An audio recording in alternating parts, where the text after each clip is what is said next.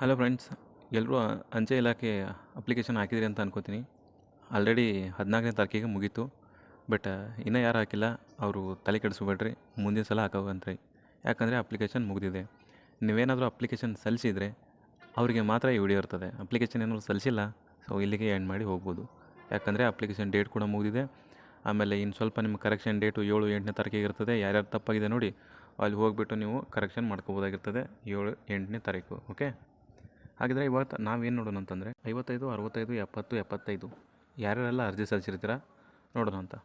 So ಅರ್ಜಿ ಎಲ್ಲೆಲ್ಲಿ ಸಲ್ಲಿಸಿದ್ರೆ ನೋಡೋಣ ಅಂತ, ಯಾವ ಸ್ಥಳಕ್ಕೆ ಅರ್ಜಿ ಸಲ್ಲಿಸಿದ್ರೆ ನೋಡೋಣ ಅಂತ, ಲೋವೆಸ್ಟ್ ಕಟ್ ಆಫ್ ಡಿವಿಷನ್ ಎಲ್ಲಿ ನಿಲ್ತದೆ ಎಲ್ಲ ನೋಡೋಣ.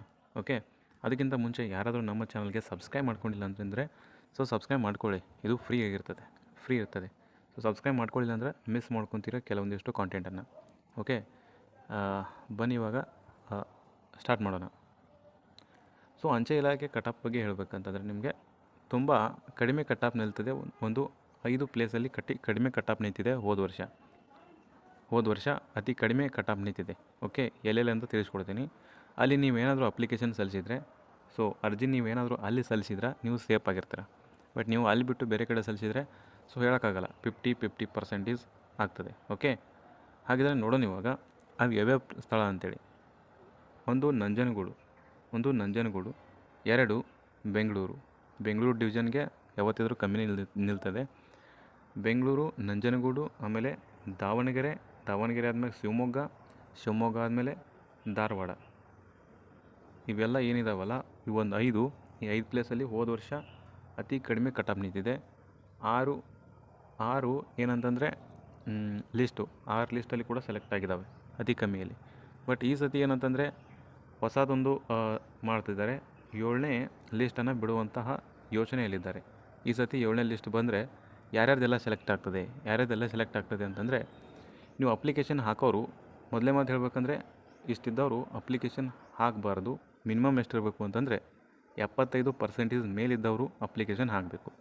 ಯಾಕಂದರೆ ಇದು ತುಂಬ ಕಾಂಪಿಟೇಷನ್ ಇರ್ತದೆ. ಆಲ್ರೆಡಿ ಎಲ್ಲರೂ ಕರೋನಾ ಬ್ಯಾಚ್ದವರು ಇರ್ತಾರೆ.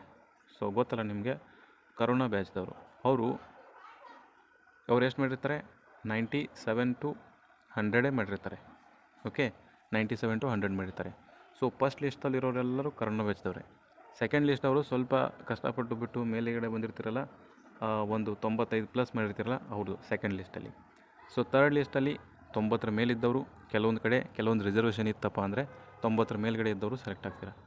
ಇನ್ನು ತರ್ಡ್ ಲಿಸ್ಟಲ್ಲಿ 89, ಫೋರ್ತಲ್ಲಿ ಸೊ 88, ಫಿಫ್ತಲ್ಲಿ 87, ಸಿಕ್ಸ್ತಲ್ಲಿ 86, ಸೊ ಲಾಸ್ಟ್ 7ತಲ್ಲಿ 85ವರೆಗೂ ಸೆಲೆಕ್ಷನ್ ಆಗುವಂಥ ಪಾಸಿಬಿಲಿಟಿ ಇದೆ. ಕೆಲವೊಂದು ಕಡೆ ತೀರಾ ಕಮ್ಮಿ, ಯಾರೂ ಅಪ್ಲಿಕೇಶನ್ ಹಾಕಿಲ್ಲ ಅಂತಂದರೆ 75ವರೆಗೂ ನಿಲ್ಲುವಂಥ ಚಾನ್ಸಸ್ ಇದೆ. ಓಕೆ, ಹಾಗಾಗಿ ನಿಮ್ಗೆ ಹೇಳ್ತಾ ಇರೋದು ಒಂದೇ, ಸೊ ಎಲ್ಲಿ ಕಡಿಮೆ ಕಟಾಪ್ ನಿಲ್ತದೆ ಅಲ್ಲಿ ನೋಡಿಬಿಟ್ಟು ನೀವು ಅಪ್ಲಿಕೇಶನ್ ಹಾಕಬೇಕಾಗ್ತದೆ. ಆಲ್ರೆಡಿ ನಿಮಗೆ ತಿಳಿಸಿದ್ದೀನಿ ನಾನು, ಎಲ್ಲಿ ಅಪ್ಲಿಕೇಶನ್ ಹಾಕ್ಬೋದಾಗಿತ್ತು ನೀವು 75+ ಆಗಿತ್ತಂದರೆ ಅಂತೇಳಿ ಆಲ್ರೆಡಿ ಒಂದು ವಿಡಿಯೋ ಮಾಡಿದ್ದೀನಿ. ಅದನ್ನ ಯಾರ್ಯಾರೆಲ್ಲ ನೋಡಿದಿರೋ ಇಲ್ವೋ ನಮಗೆ ಗೊತ್ತಿಲ್ಲ. ಬಟ್ ಇನ್ನೊಂದು ಸರ್ತಿ ಯಾವುದೂ ಮಿಸ್ ಆಗಬಾರ್ದು ಅಂತಂದರೆ ಚಾನಲ್ಗೆ ಸಬ್ಸ್ಕ್ರೈಬ್ ಮಾಡಿ ಇಟ್ಕೊಂಡಿರಿ. ಯಾಕಂದರೆ ನಾನು ಇಂಥ ಒಳ್ಳೆ ಕಂಟೆಂಟ್ ತೊಗೊಂಡು ವಿಡಿಯೋನ ಮಾಡಿಕೊಂಡು ಬರ್ತಾಯಿರ್ತೀನಿ. ಓಕೆ, ಮತ್ತು ನಿಮಗೇನು ಹೇಳಬೇಕಂತಂದರೆ, ನೋಡೋಣ ಎಲ್ಲೆಲ್ಲಿ ಅಪ್ಲಿಕೇಶನ್ ಹಾಕಿದ್ದೀರಾ ಅಂತ ನನಗೆ ತಿಳಿಸಿ ಕಮೆಂಟಲ್ಲಿ ತಿಳಿಸಿ.